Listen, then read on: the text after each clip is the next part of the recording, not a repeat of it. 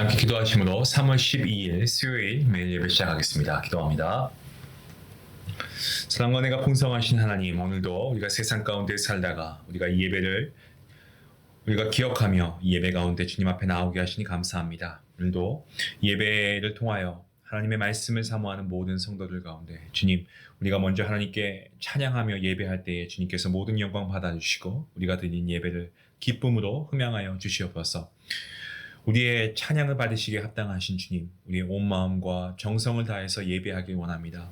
이때 성령의 기름 부으심을 우리에게 허락하여 주시고 지치고 상한 심령이 있다면 이 예배를 통하여서 회복되게 하시고 갈급한 영혼들 가운데 하나님의 치유와 회복의 손길을 통하여 다시 일어설 수 있는 힘을 공급하여 주시옵소서. 사랑하는 우리 성도님들, 주님께서 함께해 주시고 아버지, 우리의 자녀들 늘 주님 안에 강건케 하시며 각 가정마다 주님께서 주시는 아버지 그 은혜와 정말 귀한 기쁨이 항상 넘치게 허락하여 주시옵소서.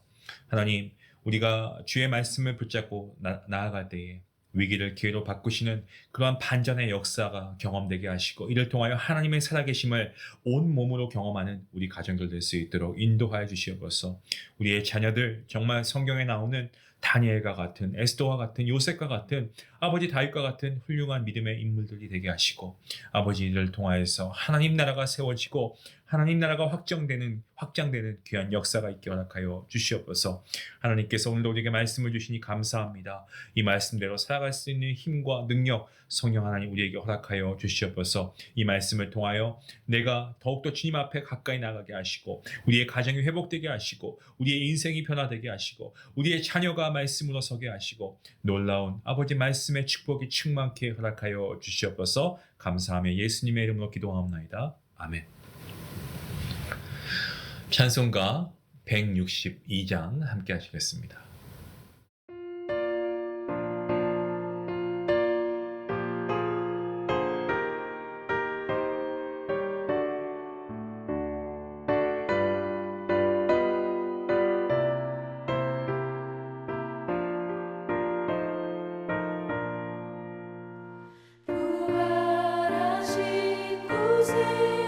주 나 항상 섬기네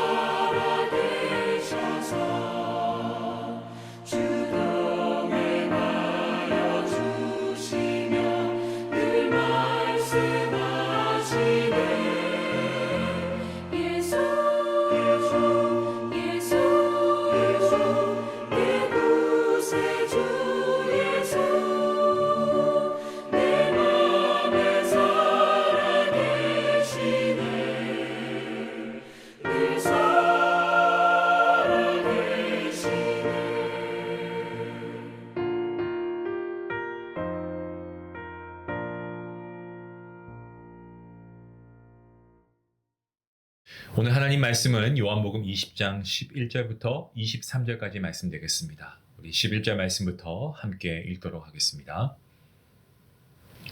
마리아는 무덤 밖에 서서 울고 있더니 울면서 구부려 무덤 안을 들여다보니 흰옷 입은 두 천사가 예수의 시체 뉘었던 곳에 하나는 머리편에 하나는 발편에 앉았더라. 천사들이 이르되 여자여 어찌하여 우느냐 이르되 사람들이 내 주님을 옮겨다가 어디 두었는지 내가 알지 못함이니이다. 이 말을 하고 뒤로 돌이켜 예수께서 계신 것을 보았으나 예수이신 줄은 알지 못하더라. 예수께서 이르시되 여자여 어찌하여 울며 누구를 찾느냐 하시니 마리아는 그가 동산지기인 줄 알고 이르되 주여 당신이 옮겼거든 어디 두었는지 내게 이르소서 그리하면 내가 가져가리이다. 예수께서 마리아야 하시거늘 마리아가 돌이켜 히브리 말로 라보니 하니 이는 선생님이라는 말이라. 예수께서 이르시되 나를 붙들지 말라. 내가 아직 아버지께로 올라가지 아니하였노라. 너는 내 형제들에게 가서 이르되 내가 내 아버지 곧 너희 아버지 내 하나님 곧 너희 하나님께로 올라간다 하라 하시니 막달라 마리아가 가서 제자들에게 내가 주를 보았다 하고 또 주께서 자기에게 이렇게 말씀하셨다 이르니라.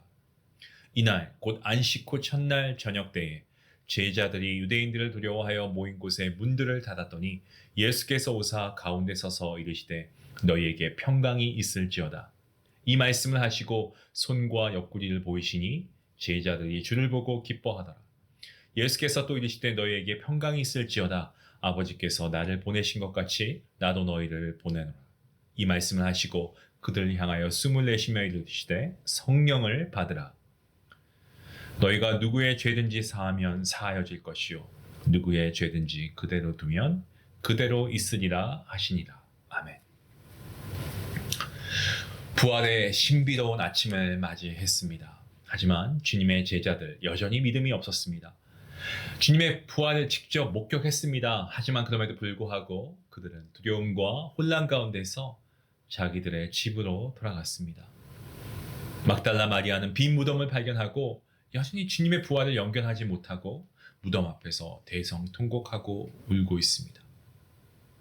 본문 11절 말씀에 울고라고 하는 이 단어, 우리가 생각하는 어떤 단순한 흐느낌이 아닙니다. 이것은 깊은 슬픔에 빠진 대성통곡을 의미합니다.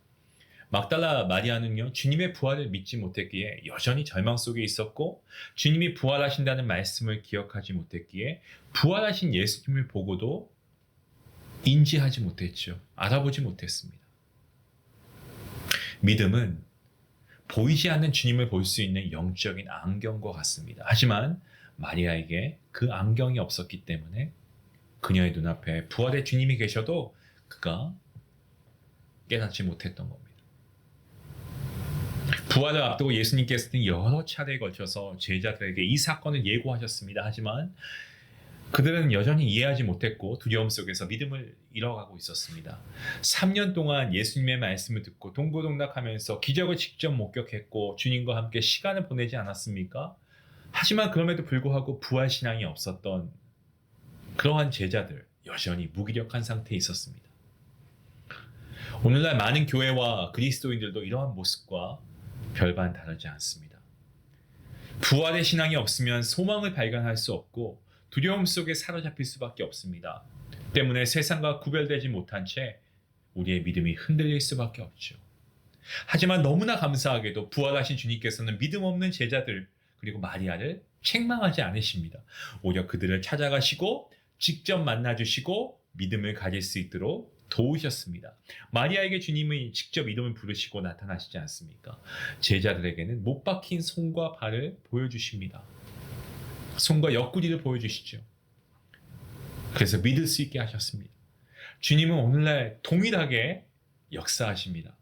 믿음을 잃어버린 저와 여러분의 이름을 부르시고 우리가 믿을 수 있도록 우리를 이끌어 주시는 분이 바로 우리 주님이십니다.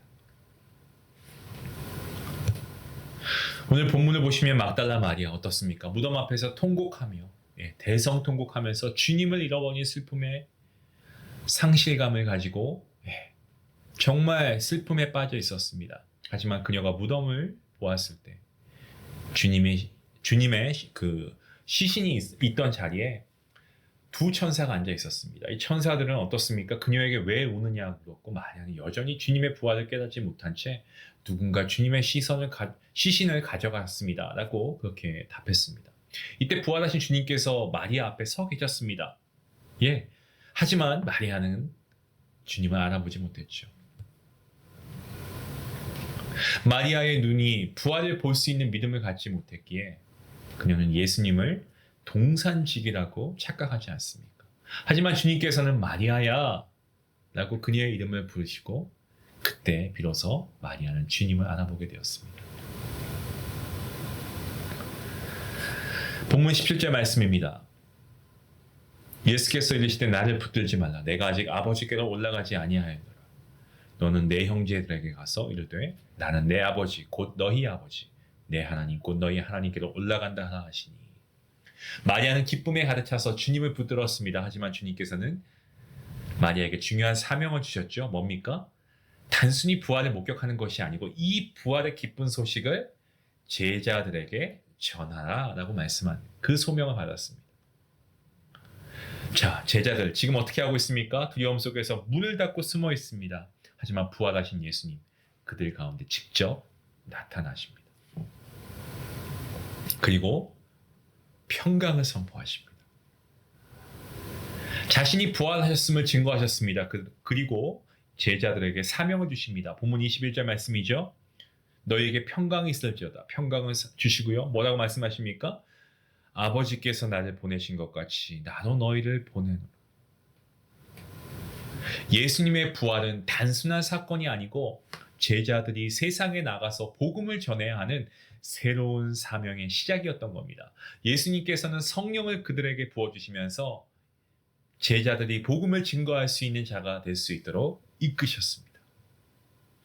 오늘날 우리도 부활 신앙을 가지고 살아가야 됩니다. 부활의 주님을 만난 마리아처럼 우리도 주님을 놓지 않고 믿음을 굳게 지켜야 합니다. 또한 예수님의 제자들처럼 그 사명을 받은 제자들처럼 우리도 정말 부활의 기쁜 소식, 여러분 이거 우리가 증거해야 합니다. 부활 신앙을 가진 사람들이 저와 여러분 아니겠습니까? 세상에 전해야 합니다. 부활 신앙을 가진 사람들, 우리가 이러이러한 삶을 살아야 되지 않겠습니까? 먼저 세상의 두려움을 이기고 담대하게 살아가야 되죠. 예수님은 제자들에게 평강 주시고 두려움을 이길 힘도 주셨습니다. 우리도 마찬가지입니다. 세상의 어려움 가운데서도 부활의 소망을 붙들고 살아가야 합니다.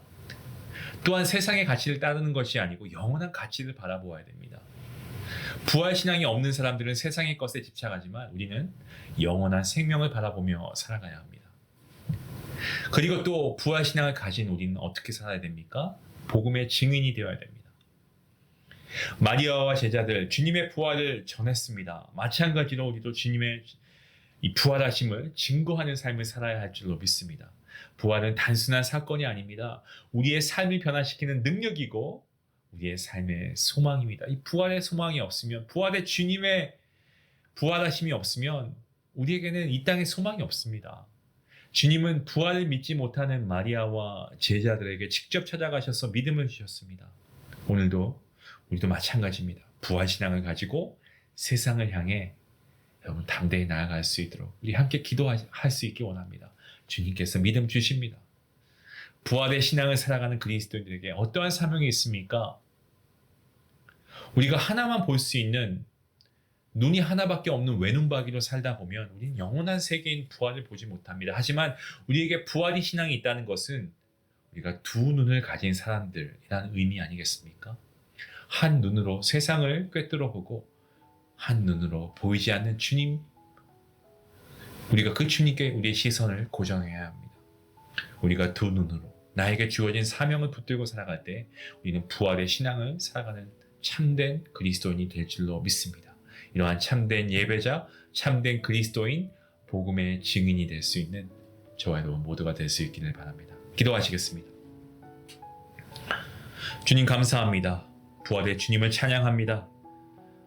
온 세상이 마치 주님이 돌아가신 것처럼 어둠과 절망의 시대를 살아가는 것처럼 보입니다. 무덤을 찾은 제자들처럼 망연자실하게 느껴지기도 하고 마리아처럼 정말 슬퍼서 흐느끼며 대성통곡하며 울고 싶기도 합니다. 하지만 주님, 이제 우리는 보이지 않지만 살아계신 주님, 부활하신 주님을 바라보는 눈을 가지고 부활의 신앙인으로 살아가길 원합니다. 주님께 붙들린 믿음의 사람 되게 하시고 그 믿음으로 주님께서 우리에게 맡겨주신 소명의 자리를 우리가 굳건히 담대하게 지켜내는 부활의 그리스도인이 되게 하여 주시옵소서. 예수님의 이름으로 기도합니다. 아멘. 부활의 신앙을 가진 여러분 모두가 될 수 있기를 주님의 이름으로 먼저 축원합니다. 여러분이 부활의 신앙을 가진 하나님의 아들과 딸로서 지켜야 할 사명의 자리가 무엇입니까? 복음 증거입니다. 그 자리를 우리가 순종하며 지켜나갈 수 있기 원합니다. 이 말씀을 생각하시면서 함께 기도하시겠습니다.